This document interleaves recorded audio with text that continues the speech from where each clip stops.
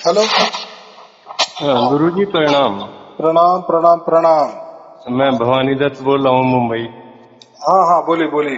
आपसे परमिशन लिया था मैं, चलो आज छुट्टी है मेरी तो हाँ हाँ सर हाँ आपसे आशीर्वाद ले लेता हूँ, ऐसी इच्छा से किया है फोन। हाँ। अरे बहुत अच्छे, शुभ आशीर्वाद।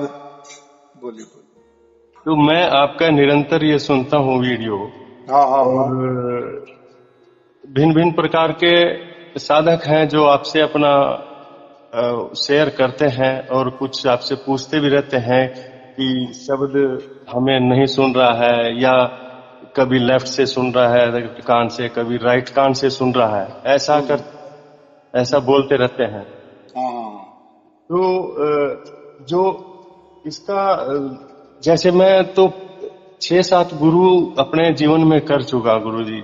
मतलब 30 से 35 साल की अवस्था तक मैं यही काम करता रहा गुरु। और मेरे घर में मेरी पत्नी बोलती थी कि आप तो लगता है गुरु गुरु बदलते रहेंगे, आपको हासिल कुछ नहीं होगा, क्योंकि मुझे संतुष्टि नहीं मिल रही थी कहीं से भी। जो चीज मुझे चाहिए थी, जो सत्य की मुझे जरूरत थी, वो मुझे कहीं नहीं मिली, तरफ मुझे आडंबर मिला। तो आपके वीडियो देखने से, सुनने से, समझने से, परंतु एक चीज मैं करता रहा था, क्योंकि मैंने शास्त्रों का भी अध्ययन किया था। योग, यम नियम प्राणायाम जो पतंजलि के सूत्र हैं, इन पे मैंने काफी काम किया है। तो मैं ध्यान सुबह शाम जब भी बैठता था तो आधा घंटा पौना घंटा ध्यान की प्रक्रिया में जरूर बैठता था। और अपने जो भी गुरु मेरे को मंत्र देते थे, शास्त्र का अध्ययन करने के लिए बुक्स वगैरह देते थे, तो वो पढ़ता था और उनके ऊपर मैं चिंतन मनन करके अपना करता था अपनी तरफ से। परंतु वो चीज मेरे को नहीं मिल पा रही थी, जो मतलब अंदर से मेरे को लगता था कि नहीं, ये नहीं है, ये सत्य नहीं है, और आडंबर सा मेरे को महसूस होता था। आपकी प्रक्रिया जो है एकदम सटीक। पहले मैंने जो आपके ऑनलाइन वीडियो से पहले जो आपने वीडियो दिए हुए हैं, ऑडियो ऑडियो वो भी मैं सुना था। तो वो प्रक्रियाएं मैं लगभग लगभग सब अपने अभ्यास में लेता रहा था मैं। तो उसका प्रभाव तो पड़ता है। उससे प्रभाव ये पड़ा, योग प्राणायाम ध्यान करने से मेरी जो श्वासें हैं उस पर नियंत्रण हुआ। जो श्वास हमारी 15 श्वास पर मिनट चल रही है, वो श्वास मेरी घटती घटती घटती घटती 3 या 4 श्वास पे आ जाती है। और जब मैं ध्यान की प्रक्रिया में बैठता हूं तो ये 1.5 या 2 श्वास पर मिनट।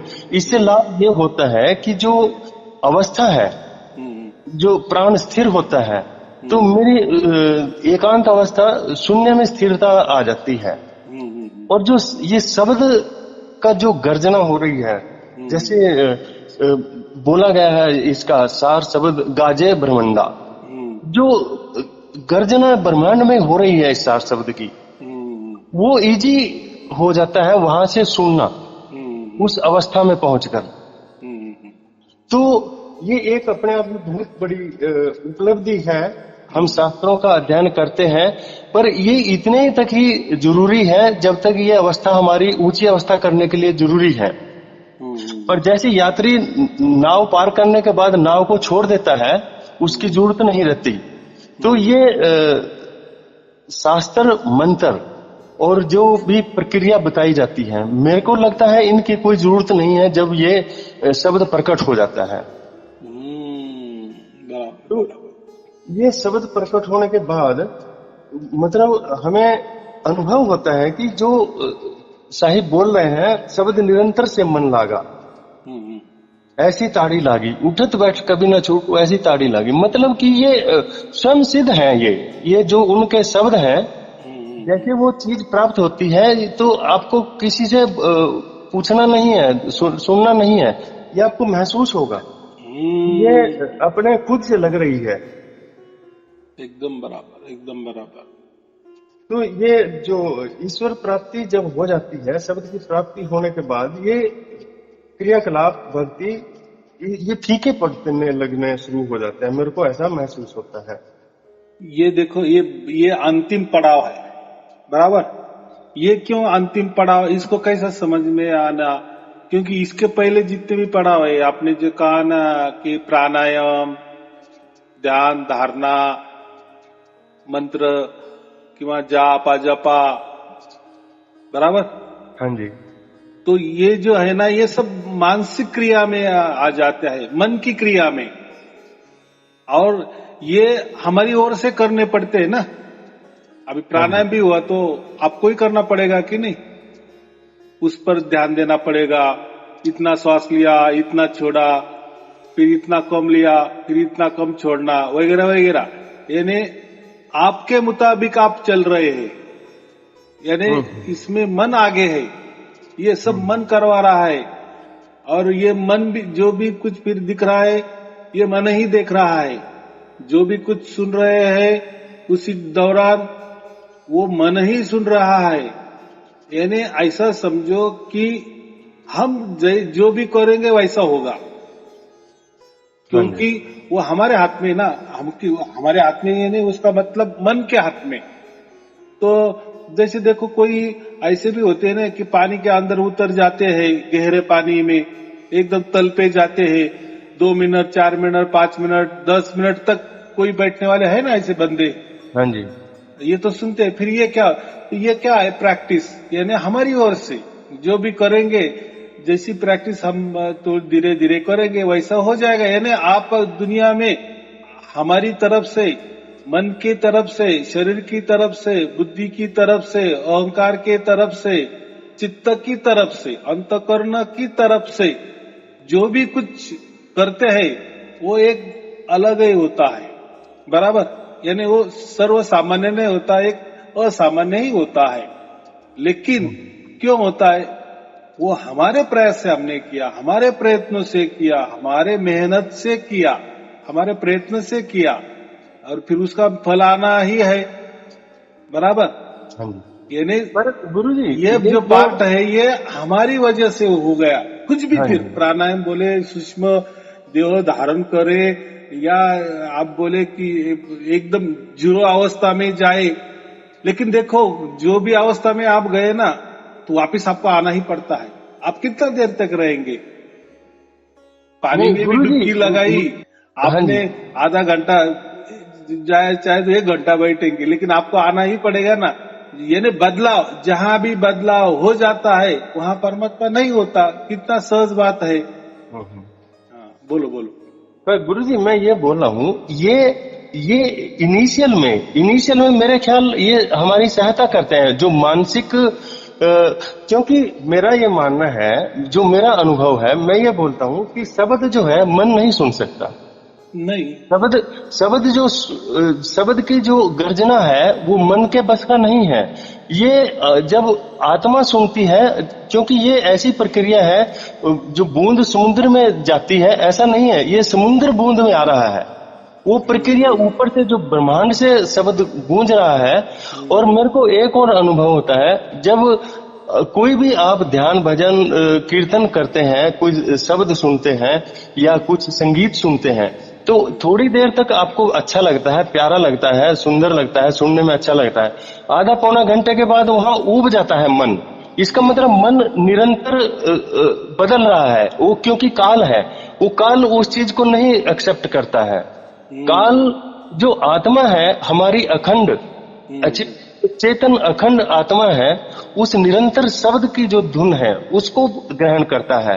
और जब मैं बैठता हूँ उसमें, तो मेरे को वो पूरा होश हवास में होता हुआ मेरे को बेहोश कर देता है। मेरे को ऐसा लगता है कि वो शब्द आकर्षित करता है कि मैं यहाँ से उठूं ना।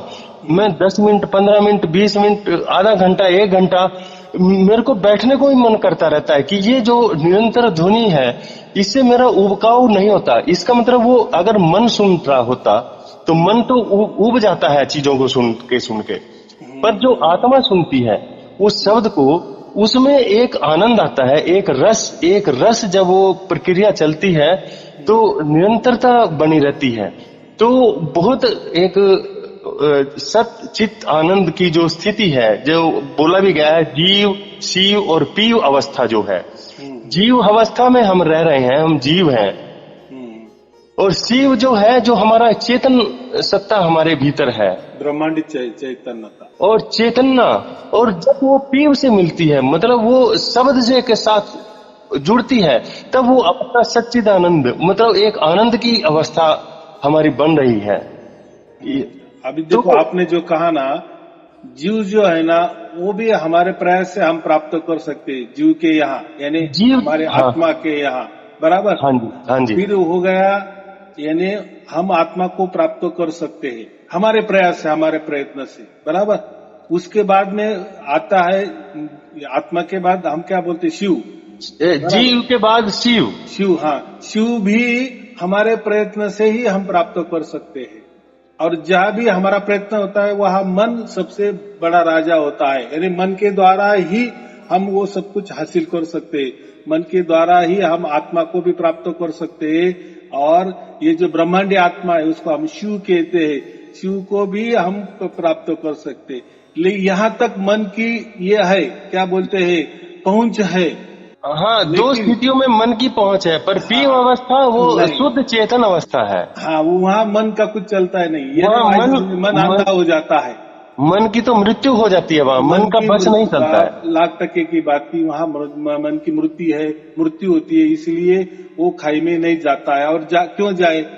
और फिर जो पीव है, वो भी हमसे प्राप्त, इसलिए हमसे प्राप्त माने कि हमारे मन से प्राप्त। मैं जब भी बोलता हूँ ना, हमारे प्रयत्न से, हमारे प्रयास से, हमारे कष्ट से, हमारे मेहनत से, तो हमारे का मतलब मन से, सीधी बात है, कोई ज्यादा गहराई वाली अर्थ नहीं उसका, यानी मन से, यानी मन की पहुंच शिव तक है।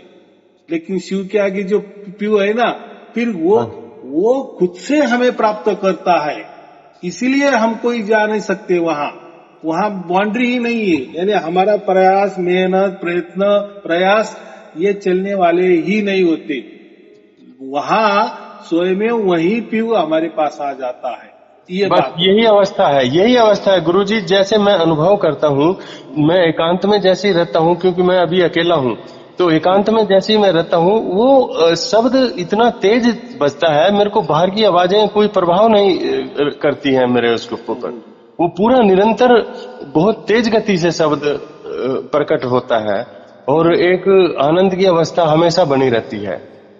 तो देखो, अभी बात ऐसी है कि जैसा ठोस शरीर है, शरीर से सूक्ष्म हम क्या कहते हैं, मन बोलते हैं ना, और मन से सूक्ष्म क्या बोलते हैं, आत्मा, बराबर। और आत्मा से ही सूक्ष्म परमात्मा है, बराबर। ये स्टेज है। देखो, जैसा पत्थर ले लो, पत्थर तो ठोस है, बराबर, लेकिन वही पत्थर के ऊपर हमने अगर पानी डाल दिए ना, पानी इतना सूक्ष्म होता है, यानी पृथ्वी से सूक्ष्म क्या है, जल है ना। हाँ जी। ये दूसरा तत्व, अगर वो पत्थर पे हमने पानी डाले ना, तो वो पानी अगर उसको कोई जगह मिल गई ना, सूक्ष्म जगह, वो बराबर झिरपता है, अंदर झिरपता है। देखो, बाकी कोई भी पत्थर के अंदर नहीं घुस सकता, लेकिन ये जो पानी है ना, जल है ना, ये इसकी पहुंच है। यानी उसका मतलब क्या है, पत्थर से सूक्ष्म जल है। आया समझ में? हाँ जी, हाँ जी। सूक्ष्म इसलिए घुसता है ना अंदर। हाँ जी। हाँ, तो इसलिए हम क्या कहते हैं, पृथ्वी तत्व से सूक्ष्म जल तत्व होता है, और जल तत्व से और सूक्ष्म अग्नि तत्व होता है, बराबर। अभी वही आप कोई भी जल ले लो, उसको अग्नि लगाओ, तो जैसा अग्नि को, वो जल को भाप लगती है, तो उसके अग्नि लगती है, तो उसका क्या हो जाता है, भाप हो जाती है। अग्नि को शोषित कर लेता है, अग्नि शोषित कर लेती है जल को। मतलब क्या है कि अग्नि वो पानी के अंदर इतनी जाती है, अंदर घुस जाती है, उसकी भापें बना डालती है। तो हम क्या कहते हैं, फिर जल से सूक्ष्म अग्नि हो गई ना। हाँ जी। सीधी बात है, उसने पानी को भी हरा दिए, बराबर। हाँ जी, हाँ और जी। यही अग्नि से सूक्ष्म वायु कहते हैं हम। वायु क्यों, तो देखो कितना ही बड़ा अग्नि हो, अगर हवा का जोर से झोंका आ गया ना, तो अग्नि को सरेंडर होना ही पड़ता है, अग्नि बुझ ही जाती है, बराबर कि नहीं?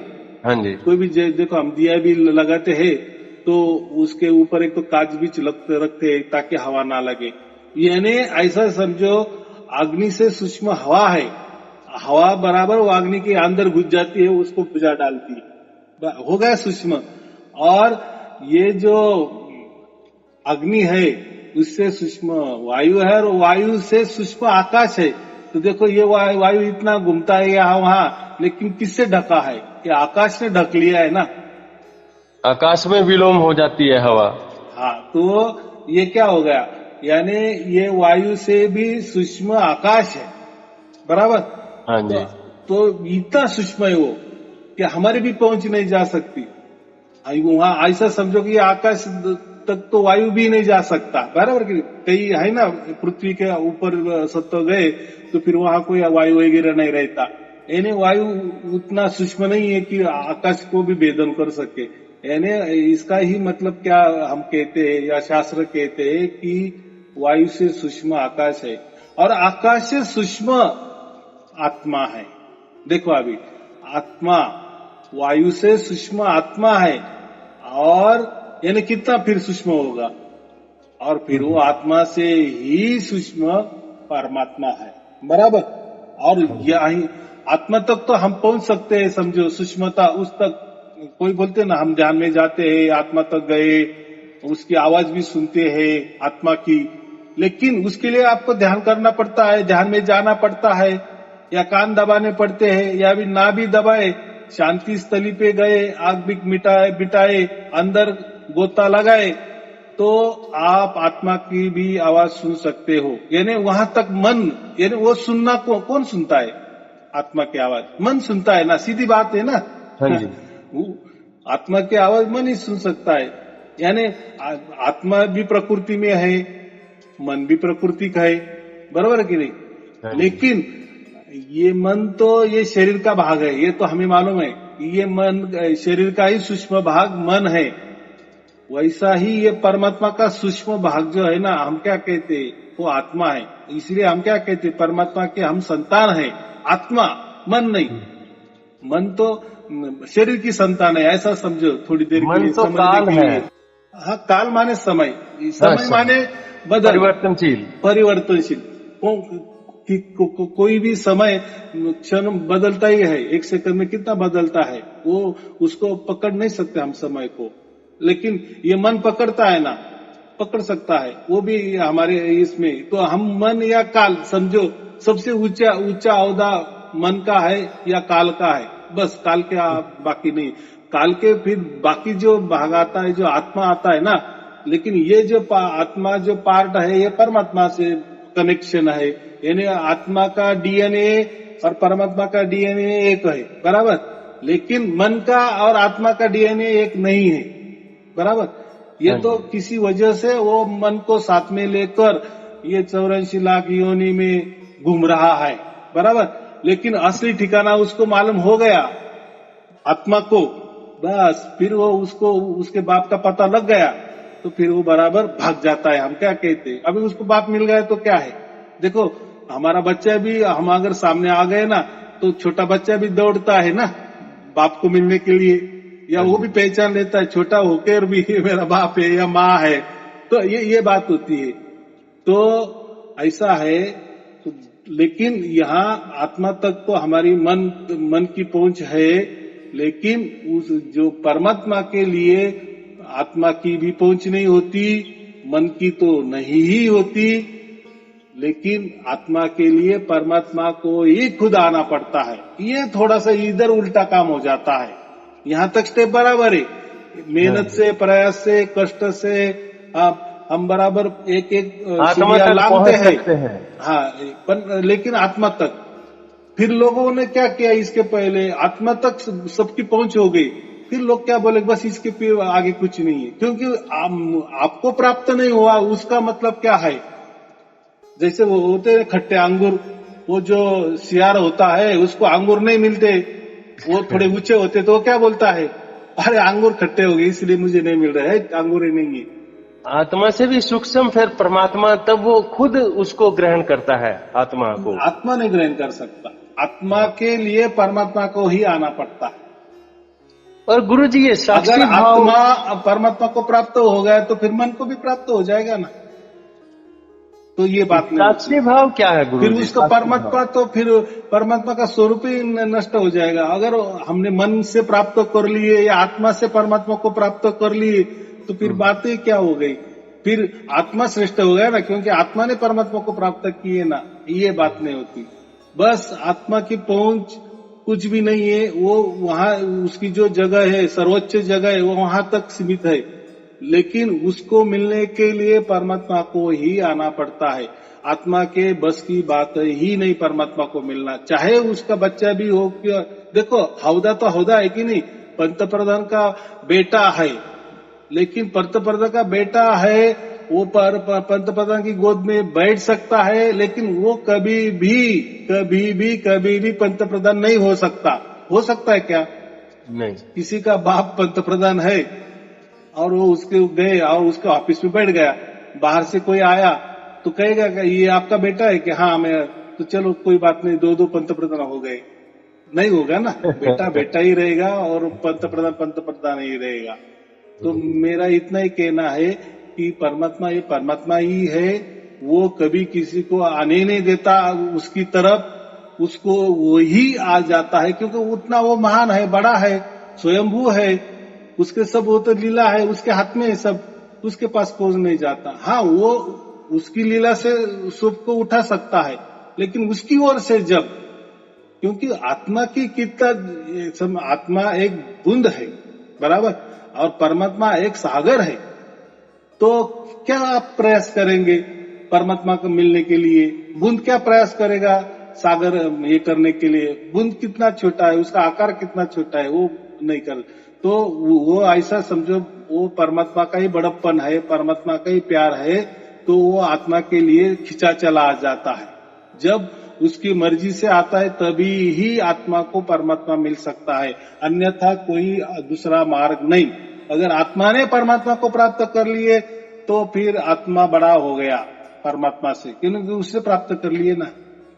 नहीं, ऐसा नहीं होता। बस उतना ही बदल है, परमात्मा ही खुद आत्मा के पास चले आता है। यानी अभी आपने कहा ना, सागर ही बूंद होकर बूंद के पास आता है, बराबर। हाँ जी। गुरु जी ये साक्षी भाव क्या, इसका कैसे हम देखते हैं? साक्षी भाव से यानी जैसे देखो मैं अभी कुछ भी देख रहा हूं ना, ये तो मन देख रहा है, बराबर। ये साक्षी भाव भी मन ही कर देखता है? नहीं। देखो ये जो भी हम आंखों से देख रहे हैं ना, तो ये कौन देख रहा है? मन देख रहा है। लेकिन इसका साक्षी कौन है? इसका तो भी साक्षी होना चाहिए ना, कोई तो भी साक्षीदार। तो ये वो आत्मा होता है, वो आत्मा होता है। जैसे हम सपना भी देखते हैं ना, तो सपने में उछल कूद कौन करता है? सब दुनिया कौन बनाता है? आत्मा ही बना, अपना मन ही बनाता है ना। लेकिन वो जो विटनेस करता है, ये विटनेस, बस विटनेस, बाकी उसमें दखल अंदाजी नहीं, दखल अंदाजी बिल्कुल। अच्छा, वो अच्छा हो बुरा हो उससे कोई लेना देना नहीं, बस वो विटनेस। ऐसा समझो, एक प्रकार का पावर है, एक प्रकार का पावर है ये हमारा आत्मा। वो जागृति में रहता है लेकिन स्टिल में रहता है। स्टिल माने स्तब्धता। वो किसी जो भी करने वाला है मन ही कर, लेकिन मन के पीछे उसको जाना पड़ता है, ऐसा मैं बोल रहा हूँ। जैसी गाड़ी है, गाड़ी के अंदर पेट्रोल है, पेट्रोल समझो आत्मा है, बराबर। तो गाड़ी जैसी जाएगी पेट्रोल को भी जाना पड़ता है ना, उसके साथ पेट्रोल की टंकी को जाना पड़ता है ना। ऐसा एक समझने के लिए समझो।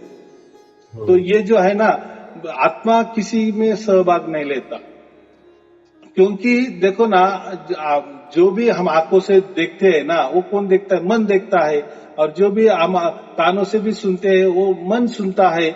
और जो भी आंखों से देखा जाता है, मन से सुना जाता है, वो क्या प्रकृति है, वो नाशवान है ना। लेकिन आत्मा तो नाशवान नहीं है ना, मन नाशवान है। इसलिए मन ने कुछ भी देखा तो मन की पहुंच नाशवान तो कई होगी। यानी मन जो भी कुछ देखेगा वो सब कुछ नाशवान ही समझो, क्योंकि उसकी पहुंच नाशवान तो कही है। लेकिन आत्मा की नहीं, आत्मा तो कि वो उसको तो कोई आंखें बिखी नहीं है। ये तो ऐसा समझो, ये जो मन उछल कूदल कर रहा है ना, उसका सिर्फ वो साक्षी भाव से उसको पावर सप्लाई दे देता है। क्यों? वो भटक गया ना अपने परमात्मा से, आत्मा भटक गई ऐसा समझो। और इसको ये जो साथी मिल गया मन, और ये मन गड़बड़ी करता है, और उस ये गड़बड़ी का जो भी भुगतान है, ये समझो उसके साथ आत्मा को जाना पड़ता है। जैसा मित्र कैसा रहता है, हमारे सुख दुख में मित्र साथी रहता है, बराबर। हाँ जी। हाँ, तो ये ऐसे थोड़ा सोच समझ के चलना। लेकिन मन अलग है और आत्मा अलग है। मन जो भी देखता है तो वो नाशवा नहीं देखा जा सकता है। मन जो भी सुनता है वो पूरा की पूरा नाशवा नहीं होता है, बराबर। लेकिन आत्मा कभी देख ही नहीं सकता। अगर वो देखा तो समझो, ऐसा है समझो, देखेगा तो डायरेक्ट परमात्मा देखेगा। क्यों? तो आत्मा जो है वो तो कोई नाशवान नहीं ना, आत्मा तो कभी नष्ट नहीं होती। मन तो नष्ट हो जाता है ना। मन माने क्या? शरीर, शरीर का सूक्ष्म भाग, या एक सूक्ष्म, ऐसा समझो निर्गुण निराकार। मन किसको कहते हैं हम? शरीर का ही एक सूक्ष्मतम निर्गुण निराकार भाग, बराबर। और शरीर क्या? ये शरीर ठोस भाग है, बराबर। शरीर तो कहीं जा नहीं सकता, लेकिन शरीर का मन, लेकिन शरीर जो मन तैयार करता है वो तो कहीं भी जा सकता है ना। लेकिन जहां भी मन जाएगा, जहां भी जाएगा, कितने भी आप गहराई में उतरे अंदर, तो वो मन ही सब कुछ देखने वाला है। गहराई के अंदर मन ही जाता है, क्योंकि मन ही इतना सूक्ष्म है कि वो सब कुछ जा सकता है। शरीर ठोस है, शरीर तो नहीं जा सकता। शरीर ने तो क्या बनाए? ये पंच इंद्रिय, पंच ज्ञान इंद्रिय, पंच कर्म इंद्रिय तो बनाए कि नहीं? और ये सबका मालिक किसको बनाया? मन को बनाया। मन की पहुंच, ऐसा समझो कि 35 लाख ब्रह्मांड तक मन की पहुंच है, बराबर। यानी मैंने कहा ना, अभी शिव तक उसकी पहुंच है, लेकिन परमात्मा तक उसकी पहुंच नहीं है। ज्यादातर ऐसा समझो, ब्रह्मांडीय आत्मा जिसको हम शिव कहते हैं, शिव तक मन की भी पहुंच है, लेकिन परमात्मा तक नहीं। क्योंकि परमात्मा तक कोई जा नहीं सकता, क्योंकि वहां ऐसा समझो वही हमारे पास आ सकता है, हमने वहां जा सकते। हाँ, लेकिन उसकी लीला या उसकी मर्जी से वो हमको उठा ले सकता है, क्योंकि हम उसके बिरादरी के है ना, उसका डीएनए हमारा एक है। वो मन को नहीं उठाएगा। मन तो नश्वर है ना। मन ये कारागिरी है, ये समझो सॉफ्टवेयर है ना। हाँ जी। ये कंप्यूटर का एक सॉफ्टवेयर है। जैसा कंप्यूटर एक ठोस है, जैसा हार्डवेयर है, बराबर, वैसा शरीर हमारा हार्डवेयर है, और उसके अंदर जो सॉफ्टवेयर काम कर रहा है ना, वो मन है। इतना सीधा बात है। और जो पावर होता है ना कंप्यूटर में, वो क्या है? आत्मा है, बराबर। और ये सब कुछ चलाने वाला परमात्मा है। तो इसीलिए हम कहते हैं कि पूरी ब्रह्मांड परमात्मा ने बनाया, सब कुछ परमात्मा ने बनाया, क्योंकि वो स्वयंभू है। उसके लिए मैं तो यही कहता हूं ना, परमात्मा तो एक सागर है, और ये जो एक बूंद है ना, ये सब पूरे 35 लाख ब्रह्मांड है। तो बोलो कितना परमात्मा बड़ा होगा। वो तो असीम है, उसका तो कोई सीमा नहीं। ये तो हम उदाहरण के लिए कहते हैं। ये जो सागर का उदाहरण देता हूं ना, उसका अगर अंत ही नहीं है, तो सागर का भी कुछ तो भी अंत है ना। वैसा देखा ये जाए सब सिंबॉलिक है। और हाँ। गुरुजी, ये जो आत्मा जब परमात्मा जब आत्मा को प्राप्त करता है, मतलब परमात्मा आत्मा ही को मिल आत्मा जाता को है। प्राप्त करता है, हाँ, आत्मा नहीं परमात्मा को प्राप्त करता। हाँ। परमात्मा जब उसको ले लेता है आत्मा को अपने उसमें, तो उसके कुछ साइन है, कुछ सिंबल है इसके कि इस जीव को परमात्मा का पहचान सकते हैं जुड़ाव, फिर कि यही सार शब्द क्या है? यही जुड़ाव है ना। आत्मा का और परमात्मा का मिलन जब होता है, तो तभी वो धुन हमें सुनाई देती है। उसका मतलब हमारा जुड़ाव हो गया आत्मा परमात्मा से। अच्छा, बस वो फिर निरंतरता बनी रहती है उसके। और परमात्मा का कैसा है? एक बार उसने अपने बच्चों को पहचान लिया ना, आत्मा को पहचान लिया ना, बस उसी क्षण घटना घटती है। वो एक पल की घटना होती है। एक बार उसने पहचान लिया, बस फिर अनंत काल के लिए उसने उठा लिया उसको। इसलिए तो हम क्या कहते, हमने जब भी सार शब्द को प्राप्त किया तो अभी हम अनंत काल के लिए मुक्त हो गए, यानी मोक्ष, उसको मोक्ष कहते हैं। बराबर। मुक्ति का भी ये समझो प्रकृति की भाषा है मुक्ति, लेकिन परमात्मा के यहाँ तो कोई बंधन नहीं होती, तो वह मुक्ति की बात ही नहीं होती, इसलिए उसको मोक्ष कहा गया है। बराबर। तो गुरुजी ये जैसे धुन चालू है, परमात्मा आपको मिल चुका है, तो सब आपको अच्छा पता लग रहा है कि मेरे को धुन चालू हो गई है और मैं निरंतर इसको सुन रहा हूँ, तो फिर भी इस संसार में रहते हुए इच्छाएं बनी रहती हैं और इसकी प्रति आकर्षण तो इतना तो मैं महसूस नहीं करता। मेरा जो अभी आज की स्थिति ऐसी है, मेरे को कोई भी चीज अच्छी नहीं लगती, मतलब बस उसको यूज कर लूं, प्रयोग कर लूं, उसको बस छूटेगी तो मेरे को उसका कोई ना तो खुशी होती है ना गमी होती है, मतलब उदासीनता भाव एक आ जाता है। तो जो चीजें मेरे फेवर में हो रही हैं वो मेरे को ज्यादा और नहीं भी फेवर में हो रही है उससे मन विचलित भी नहीं होता, और ज्यादा मेरे को अच्छा हो रहा है तो खुशी भी इतनी नहीं होती है। दोनों एक लगता है कि मिल गया तो ठीक है, नहीं मिल गया तब भी ठीक है, एक स्थिति कहते हैं। और बराबर है ना। देखो इसके पहले कैसा था, आपको परमात्मा का जुड़ाव नहीं हुआ था। बराबर, यानी ये हमारा आत्मा ही और ये मन, ये दोनों ही कारोबार करते थे और सब गलतियां करते थे, और इसीलिए मन गलतियां करता था, लेकिन भुगतान तो दोनों को भी करना पड़ता था ना। यानी ये 84 लाख योनि में फिर बारम्बार जन्म लेना पड़ता था। बराबर कि नहीं। लेकिन अभी की घटना अलग हो गई, और आपकी घटना क्या हो गई, जो मन का मित्र जो है आत्मा, उसको उसका बाप मिल गया, उसका कनेक्शन मिल गया, उसका जुड़ाव हो गया, ये मन को सब समझता है। तो अभी ऐसा समझो कि पहले जैसे खुशी से मन कुछ भी करता था ना, उस खुशियां में वो आत्मा भी शामिल होता था। बराबर। दोनों की बहुत यारी थी।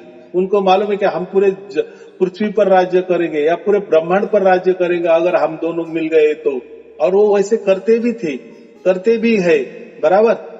लेकिन जब ऐसी एक स्थिति आ जाती है कि मन को समझता है कि नहीं, अभी ये देखो हम तो मित्र है ना, हम एक बिरादरी के हैं, हमारा डीएनए भी अलग अलग है, लेकिन जितने भी लाखों बरस साथ में थे, लेकिन ये टाइम अभी क्या हो गया कि आत्मा को उसका पिताजी मिल गए, यानी परमात्मा मिल गया, उनका जुड़ाव हो गया, ये मन को समझता है। तो पहले जिसके स्थिति में जब इनका जुड़ाव नहीं था, यानी आत्मा और परमात्मा का जुड़ाव नहीं था, सार शब्द नहीं मिला था, तब ये आत्मा जो मन है कुछ भी डेयरिंग करता था और उसमें वो खुशियां लाता था, यानी बताता था आत्मा को, देख मैंने ये हासिल किया, मैंने ये सुख हासिल किया, मैंने तो वो ज्यादातर उसमें ज्यादा क्या बोलते हैं हम, उत्स्फूर्त से सहभाग लेता था। लेकिन अभी क्या हो गया, अभी उसको समझ में आ गया, अरे यार अभी अपना साथी गया। बराबर, उसका जुड़ाव हो गया। अभी जो भी कोई प्रारब्ध की वजह से जितना साल रहेगा उतना आत्मा मेरे साथ रहेगा, लेकिन इसने जीते जी अपने बाप को अभी पहचान लिया है। देखो लाखों बरस के बाद ये घटना घट गई ना, तो फिर अभी मन इतना ये नहीं करता किसी में। अभी जान दो किसके लिए करना है, अरे आपने जो मित्र में, मैं मेरे मित्र के लिए जान भी देने के लिए तैयार था। बराबर, दीपक, लेकिन अभी अपना मित्र अपना नहीं रह गया, और अभी किस लिए करना, किसके लिए करना। जैसे हमारा एक परिवार होता है और ऐसी कोई घटना घट जाती है, परिवार के अंदर एक ही जो मेन बॉस है वही जिंदा रहता है, बाकी सब मर जाते हैं, तो उसका मन कैसा लगता है, उसका किसी चीज में मन नहीं लगता। वो बोलता है कि अभी मैं प्रॉपर्टी भी करूं, किसके लिए करूं, मैं कमाऊं भी किसके लिए करूं, अभी मुझे ना बेटा है ना बीबी है ना कुछ। ये कैसा वैराग्य स्थिति आ जाती है, वैसी वैराग्य स्थिति आ जाती है, मन को आती है। बराबर। इसलिए आप जो बोले ना कि अभी मन बराबर ये नहीं होता, अभी कुछ भी संकट भी आए तो आता भी है, थोड़ी देर के लिए दुख लगता है, लेकिन फटाक से चला जाता है। क्योंकि देखो अभी इतना बड़ा हमें विश्वास प्राप्त हो गया ना, कितना भी संकट आ गया ना, जो सार शब्द होता है ना, वो ये कहता है मन में, अरे आत्मा तो मेरा परमात्मा तो सब देख रहा है, मेरा पिताजी तो सब देख रहा है कि ये कैसा संकट आ गया, तो मुझे पूरा विश्वास है कि ये संकट बराबर हल हो जाएगा। और फिर देखो कुछ दिन के बाद वो बराबर संकट जो आया था ना वो हल हो जाता था। इसके पहले क्या होता था, कोई देखने वाला ही नहीं, कोई सुनने वाला ही नहीं होता था ना, और उसी में विश्वास ही उलझ नहीं होता। जाते थे, हाँ उसी में उलझ जाते थे, संकट में ही उसका ही हाँ निराकार करने में ही व्यस्तता आ जाती हाँ, है। चिंता ही बनी रही थी ना, कैसा होगा, क्या होगा, मेरा कैसा होगा, मेरा परिवार का कैसा होगा। लेकिन आपकी स्थिति में क्या हो जाता है, हमको मालूम है कितना भी संकट आने दो, देखो आ जाता है संकट और भड़क से निकल भी जाता है, फिर हम ही हंसते हैं। अरे मुझे लगता था अगर ये मेरे साथ परमात्मा नहीं होता तो यही संकट मुझे, इसके पहले ऐसे संकट आए तो मैं ऐसा समझता था कि नहीं अभी आत्महत्या के सिवा मेरे आगे कोई पर्याय नहीं है। लेकिन जब पिताजी मिल जाते हैं ना तो आत्महत्या की तो बात ही नहीं है, उसको मालूम है ये 2 दिन का दुख है, बराबर चला जाएगा और खुशी से चला जाएगा। मुझे समझ में भी आएगा कि नहीं हाँ ये कितना बड़ा था और कितना छोटे होकर निकल गए, उसके ऊपर मैं खुद को हंसी नहीं रुकती उस टाइम, ऐसा हो जाता है।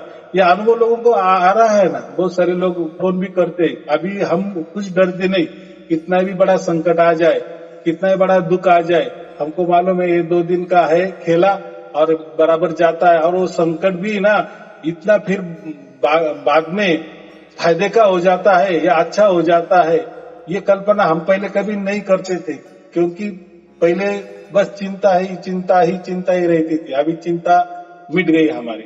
तो ऐसा ही ये मन का है, तो मन को यही लगा कि अबे हमारा साथी जाने वाला है, अभी किसके लिए मैं कूदू हंसू, किसके लिए सुख मांगू। ये बातें कैसे थोड़ा सोच समझ के चलना, बाकी कुछ नहीं, बराबर। हाँ जी, चलो गुरु जी आपका बहुत बहुत धन्यवाद, और आपने समय दिया मेरे को, इतना आपका आभार, और आपको कोटि कोटि नमन प्रणाम। चलो ठीक है, शुभ आशीर्वाद। सत साहिब जी, सत साहिब जी, सत साहिब जी, सतनाम।